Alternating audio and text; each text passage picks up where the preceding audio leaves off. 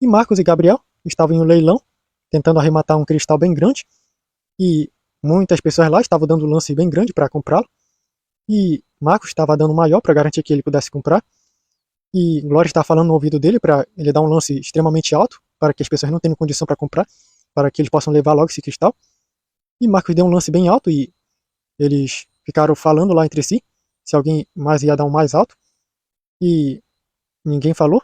E daí uma mulher, depois que o homem acabou vendendo para o Marcos, disse que isso não era justo, esse cristal deveria ser dela, da família dela, não acredita que o pai dela não comprou para ela, e o dono lá do leilão disse que já foi vendido para esse homem e o amigo dele, e que agora que eles concordaram em levar e arrematá-lo, já não tem mais volta.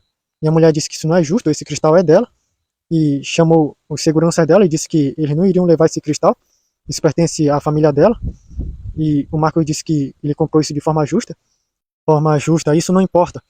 Eu sou Michelle, a herdeira da família mais rica dessa cidade inteira. Com uma palavra eu faço você e seu amigo sumirem daqui, e eu agora exijo esse cristal.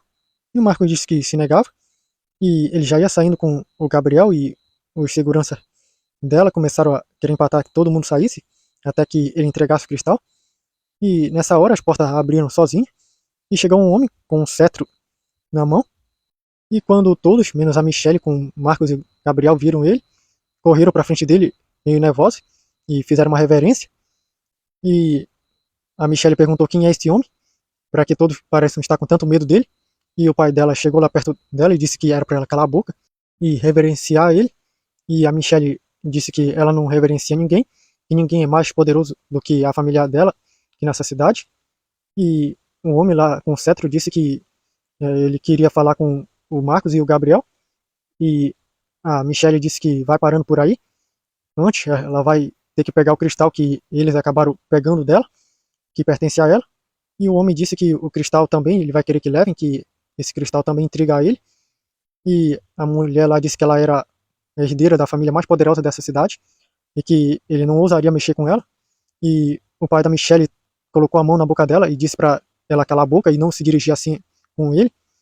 E ela mordeu a mão dele e perguntou quem era esse homem, para que ele tivesse tanto medo dele. Eles são da família mais poderosa dessa cidade. E o pai da Michelle disse que ele está acima de todas as famílias dessa cidade, acima de todos os líderes desse país, acima de todos os líderes de todos os países do mundo. Ele é o poderoso Henrique, o líder supremo de todo esse mundo. E ela começou a rir e disse que isso era engraçado, um homem que é líder supremo de todo mundo, porque eu nunca ouvi falar dele. Isso deve ser mais uma baboseira de alguns homens que devem se passar por importantes. E o pai da Michelle ia falar mais algo, só que o poderoso Henrique disse para ele parar e disse que não adianta discutir com uma incrédula. E a mulher ficou com raiva e avançou para cima dele para dar um tapa, só que aí uma esfera de metal começou a se formar ao redor dela e a trancou dentro, e ela começou a gritar desesperada lá. E o poderoso Henrique levantou o cetro e bateu no chão, e a esfera começou a avançar para trás, para um portal, e entrou para dentro e fechou. E o Henrique disse para o pai da Michelle que ela vai perder os privilégios que ela tinha, e além do mais não vai poder ficar fazendo compras muito grandes, além de ela ter que fazer uma reabilitação para aprender a lidar com a raiva dela e com o consumismo excessivo. E o pai da Michelle disse que iria concordar com tudo que ele determinasse, e disse mais que não era para ele ser tão flexível com a filha dele, porque esse negócio dela ficar sempre recebendo o que pede está arruinando ela. E ele disse que se continuar assim, ela vai ser colocada em um local para loucos. E o pai da Michelle disse que entendia e saiu de lá nervoso. E o Henrique chamou o Marcos com o Gabriel para acompanhar ele, e também a mulher que está com eles. E eles foram, e quando chegaram em um local, viram um portal que foi aberto, e o Henrique disse para acompanharem ele, e eles entraram pelo portal. E quando chegaram lá, a Glória ficou grande e perguntou como era que ele sabia dela, sendo que ela estava bem pequena. E o Henrique mostrou lá as imagens de umas câmeras, e mostrou um momento que eles haviam chegado no planeta por um portal, e também quando ela ficou pequena para poder ficar no ouvido dele falando, e todos os momentos, desde o começo do leilão até quando ele chegou. E o Gabriel disse isso é fantástico, ele monitora tudo por aqui, está ciente de tudo. E o Henrique disse que ele faz isso. Desde muito tempo ele garante a ordem e o progresso desse mundo.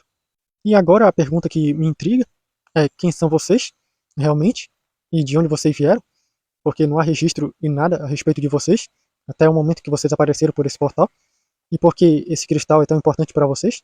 E Marcos explicou tudo a respeito sobre de onde eles vieram, sobre o multiverso e os inúmeros mundos que existem, e sobre os colossais e a história do Gabriel, e contou que o cristal que eles estavam segurando era o cristal efemeridade, um cristal que cristaliza a passagem rápida do tempo, e qualquer um que fica em contato com ele acaba envelhecendo muito rápido, e qualquer coisa que fica ao redor acaba também envelhecendo extremamente rápido. Por isso que essa caixa de metal que eles deixaram, esse cristal já está ficando enferrujada rápido da mente, que essa coisa acelera o envelhecimento das coisas. E o Henrique disse que havia monitorado esse cristal e ele já tinha pensado em ir até lá para comprar ele, mas aí vocês apareceram e levantaram mais dúvidas e intrigas das minhas. E o Marcos disse que eles precisam levar esse cristal para umas pessoas que conseguem guardá-lo com segurança, para evitar com que venha acabar prejudicando as pessoas ao redor. E o poderoso Henrique disse que autorizaria eles de levar, contanto que deixassem um pequeno pedaço com ele, que ele adoraria poder estudá-lo. E o Marcos usou seus poderes e tirou um pedaço do cristal e colocou dentro de um aparelho que ele disse que muitas civilizações usam essas coisas para conter cristais conceituais. E o poderoso Henrique disse que ia agradecer.